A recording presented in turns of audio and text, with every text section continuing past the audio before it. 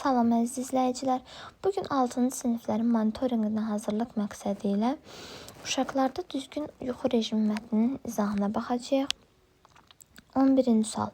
Mətnə əsasən 15 dəqiqə əlavə yuxu hansı nəticələrə səbəb ola bilər?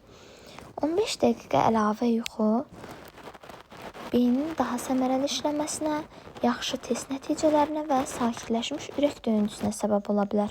Yalnız yazıldığı üçün yalnız test nəticələrinin yaxşılaşması, yalnız ürək döyüntüsünün azalması, yalnız yazıldığı üçün biz bu variantları götürə bilmərik. Amma C variantında beyin fəaliyyətinin səmərəliliyinin artırılması. Bəli, bunu cavabımız kimi götürə bilərik.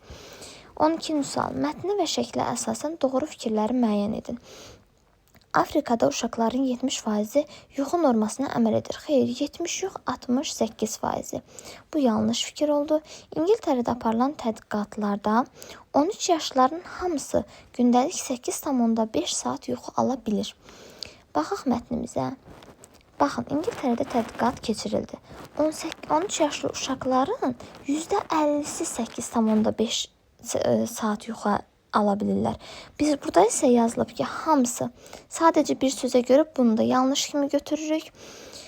C variantı. 6-12 yaşlı uşaqlar üçün gündəlik yuxu norması 5-6 saat hesab olunur.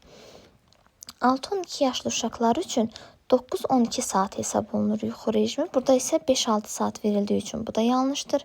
Dünyada ən çox yuxu alan uşaqlar Şimali Amerikadadır. Bəli, baxırıq.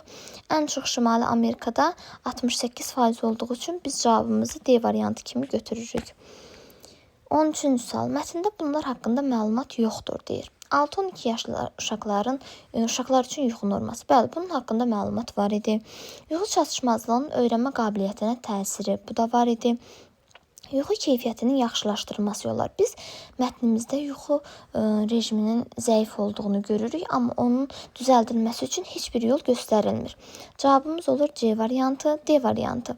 Yuxu pozğunluğunun statistik göstəricisi bəli, cədvəl şəklində də bizə göstərilib bu.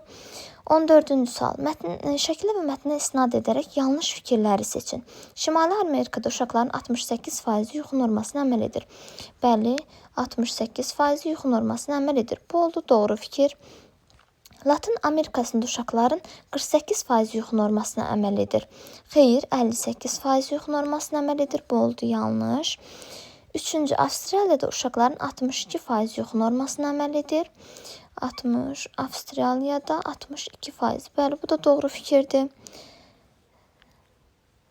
4-cü, Avropada uşaqların 75% yuxu normasına əməl edir. Xeyr, bu da yanlış bir fikirdir. Bizə yanlış fikir istədiyi üçün 2-yi 4-ü götürürük. Doğru istəsəydi 1-3-ü götürə bilərdik. 15-ci sual. Mətnə əsasən yuxu keyfiyyətini pozan əsas 2 faktor hansılardır? Mətnimizdə də görürük ki, dərslərin səhər tez başlaması və gec saata qədər ekrandan istifadə uşaqlarda yuxu probleminə səbəb olur. Cavabımız olur D variantı. Sonda müəlliflərə təşəkkür